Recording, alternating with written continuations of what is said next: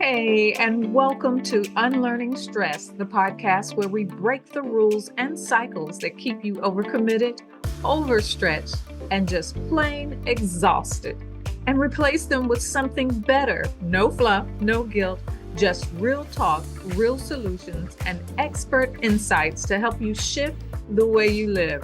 Whether you're here for the first time or you've been with me for a while, you're in the right place. I'm Mischelle O'Neill, your resident emotional wellness coach, and I'm here to help you unlearn the patterns that are wearing you down so you can live with more ease, clarity, and control. Let's get to it.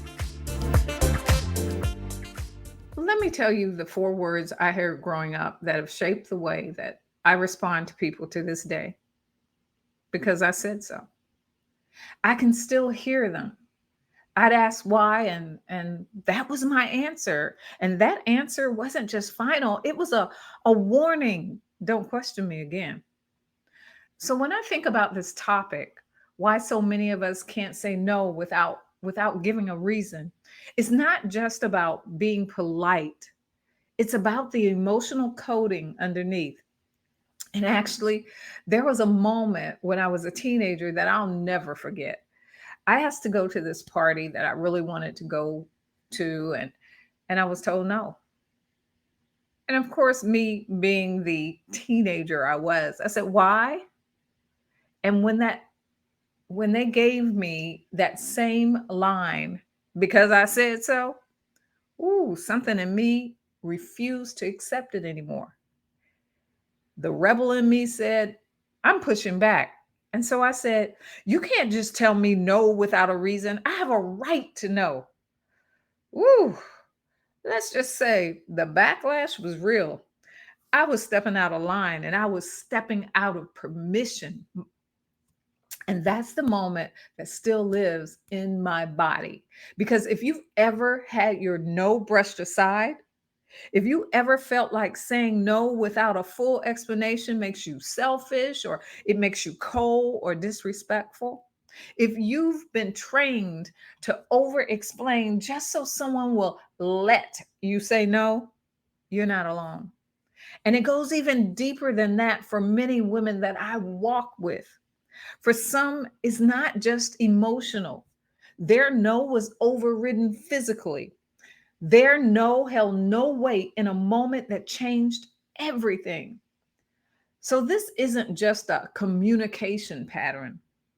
This is about power. This is about worth. This is about reclaiming the ability to draw a boundary without apology.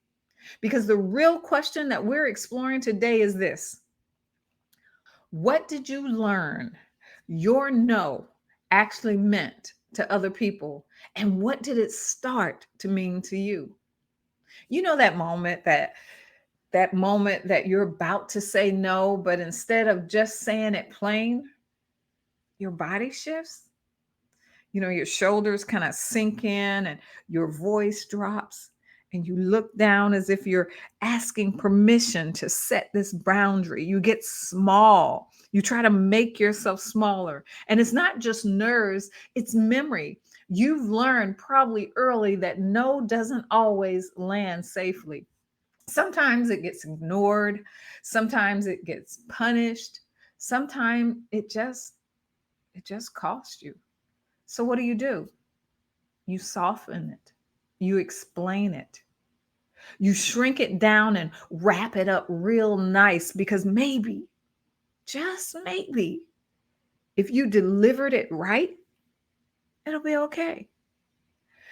But the thing is, every time you wrap your no in a bow, a little piece of you dies. I know you felt it. And over time, you start losing your voice, your strength. And I'm not talking physical strength, yourself. You don't just doubt your right to say no. You start doubting your right to occupy space, even the space you so rightfully earned. Do you know what that does to a girl? to a little girl who keeps hearing her no brushed off or dismissed or punished? Do you know what that's saying to her? Or to a teenager who's told, because I said so, when she dares to ask why, not out of disrespect, because she doesn't understand. Or to a grown woman in a boardroom who can't even trust her gut because she was trained not to. And that doesn't just stay in childhood. It actually seeps into her career, her relationships, and into her body. And so when she walks into a room, she's already calculating how not to be, well, too much. Already deciding what version of herself is the safest. And when she does say no, it's not backed by conviction. It's all tangled up in fear. You've already named what it cost: fog, fatigue, resentment. But there is actually more under that surface. Those are the things that we're just talking about. It's not just something you feel, it's something that researchers have tracked, especially in young girls. This isn't just emotional fatigue, it's developmental. Let me show you. So, rejection sensitivity starts young, and research of girls aged 9 to 13 found that early experiences of peer or parent rejection directly increases how hypersensitive they become to perceived slights. And this sensitivity, it stays stable over time. Emotional neglect and its ripple effect, well, studies show that when a child's no or emotional needs are ignored, it leaves a kind of invisible scar, difficulty setting boundaries, chronic low self esteem, and anxiety in relationships that actually trickle into their adulthood. And then there's your brain wiring gone rogue. Every time her no was dismissed, she wasn't just unheard. Her nervous system learned not to trust herself. Saying no triggers cortisol spikes and fear responses long before she speaks. So it's not just mental exhaustion, it's developmental. Girls who aren't allowed to hold space, whose no rolls into silence or dismissal, they grow into women whose boundaries literally stop working. So when she hesitates, explains, or shrinks, she's not overreacting. She's reliving conditioning that taught her early on. Silence is safer than resistance. And this is where it really shows up. Because what we do is we start avoiding hard conversations, even when boundaries are needed. We start second guessing our decisions, even when we know what's right. And we say yes when our whole body is screaming no, just to keep the peace. And every time you do, you're not just giving something away, you're being trained to disappear. And so, yeah, I brought it home.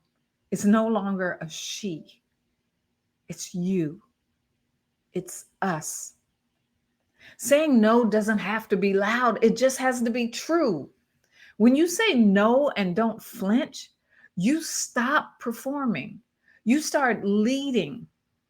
You know, I think of Deborah in the Bible. She was a judge, a warrior, a prophetess. She didn't rise because she explained herself. She rose because she obeyed truth over approval. And that's what women are doing now in our society now. Women like Jasmine Crockett, You don't even have to like her to feel the power in how she says no and lets silence speak for her. She doesn't fidget. She doesn't scramble to fill the air. And that stillness that she's become so comfortable with, it shifts the room. And we're starting to see it everywhere in strong women, women who are deciding that their voice is worth the risk. Women like Rachel Maddow, who has decided that standing up for her friends and colleagues is more important. She said no to what she saw as injustice. And Joy Reid, who said no to being silenced, who now has her own podcast show. And Michelle Obama, who said no to expectations when there was something that she was slated to go to, and she decided, I'm not going. She made the decision of no that was in alignment with her, not everybody else's expectations. These women are standing taller than the backlash because what they believe matters more than being liked. And let's be real, this isn't about politics. Let me get that right up front. It's about presence. It's about learning to hold space without shrinking. Because every time you explain yourself when it's not needed, a little piece of you steps back, shoulders slump, voice softened, and you start questioning if you're allowed to take up space. And if you saw me right now, yeah, I did the neck roll. Listen and hear what I am saying. You don't owe a persuasive essay for every boundary that you hold. So I want to teach you a little something because I can't get off here without teaching you something. So I want you to try this instead. Saying things like, that's not something that I have space for right now. You don't always have to use the word no, but you can say it and mean it. Or how about, I'm not available at that time? Or what about, I won't be joining, but thank you for thinking of me. You see how nice I said each one of those? It wasn't a rejection of the person. It wasn't a rejection of the thing. It was a stand on what I wanted and needed to do at that time. And so my decision was to stay in alignment with me. And then stop. Make your statement. Stop. Let the silence do what it's meant to do. Let it rest. No apology, no explanation. Just say it. Because silence is not awkward. It's presence. It's being fully there. It's strength. Showing up in what you believe. It's the sound of a woman remembering that she matters. So your no is not rejection. It's a reclamation of your energy, your values, your voice. And so start with the next invitation that feels too heavy, that you don't want to accept. You don't need to justify it. You just need to honor what's true. And so I want you to practice this phrase with me. I'm not available for that right now. You could even be nice and say, Oh, thank you, but I'm not available for that right now. No apology, no excuse. Then you stop. Let the silence do what it needs to do. Listen,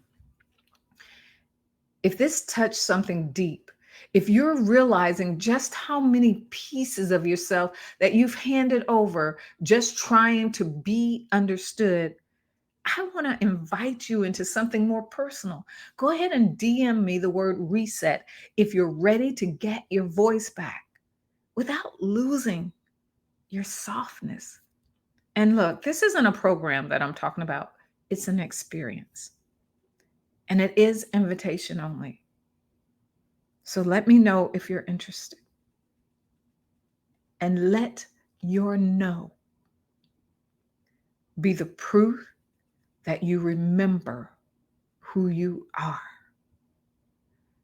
I want you to write that down and take it with you this week. Let your no be the proof that you remember who you are. Until next time, take care. Bye bye. If this episode hits home, don't just push it aside, lean into it. Subscribe so you don't miss what's next, and connect with me on YouTube, LinkedIn, and Substack, where we go even deeper. Links will be in the comments. And if you're ready to start unlearning the patterns that keep you stuck, keep listening, because real change happens one choice at a time. I'll see you next time. Take care. Bye-bye.